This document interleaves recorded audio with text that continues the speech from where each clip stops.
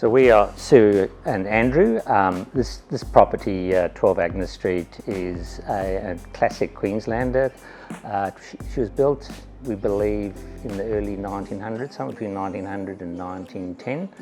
And it's been renovated. We've owned it for about 10 years now, and both our children have now left home and moved on. And it's time for us to downsize and move into another property, something that's on a single level. So that's our plans, and that's why this lovely home is on the market.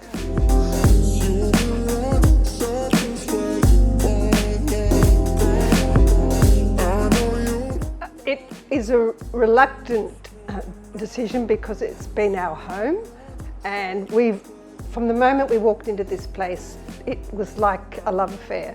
So I felt the vibe, and we were building a home at the time, and so our plans completely changed, and we came to live in this home, and that's why it's been a difficult decision.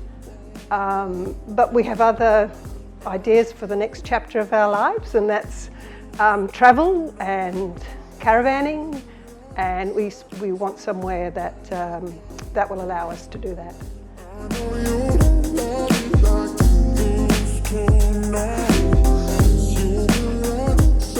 We were walking along the Esplanade here, and Ian and Gail were in the process of conducting an auction. So we decided to stop and have a look, and watched, and it was an older, unrenovated Queenslander, still on one level, and we just watched the way they worked, and just got a warm feeling and said, oh, you know, this looks like a good pair, and someone when we want to sell, which we had plans, we were going to sell this house down the track, and that was about 5 years ago, I think, and so I spoke to Ian, and they said, well, come talk to us when you're ready. And that's how, and then we decided to go talk to them when we were ready. And we did, and we said, oh, we'll start with Sash and Gable, and we never really went and talked. We didn't talk to anyone else after we talked to Gail.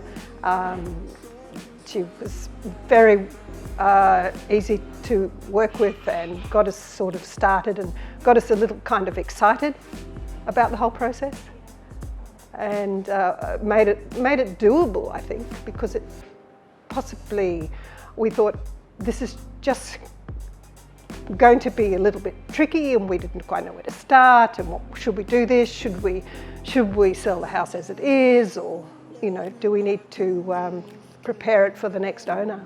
You've been running circles where you wanna go. That was probably the deciding moment. So we've been working on getting it ready for about 6 months now. So it's been a long road. We walked I think I gave Gail a call, and she said, come up and talk to us. And Gail spent a couple of hours, I think, in your offices, just going through what we needed to do. The process to go through that was the very first stage, and then Gail came and had a look, and then gave us some really good advice on what we should do to present the property, to get it to what the property is looking like now, and that was invaluable knowledge, and has been working with us the whole way through the process, continuous contact, guiding us, and even so far as to help us get our granny flat sorted and our son's computer out of there, which is it looks great now, and that's the type of guidance, and Gail persisted on getting us to make some changes that we probably were reluctant to do, but man, they made a difference to the presentation of the property. Yeah.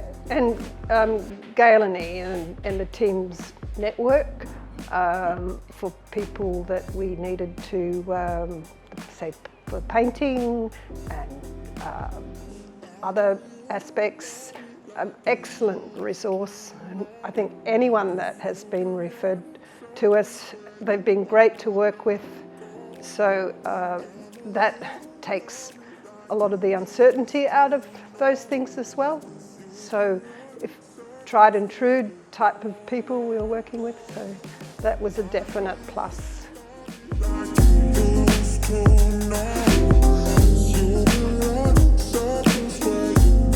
I'd highly recommend, and I have done.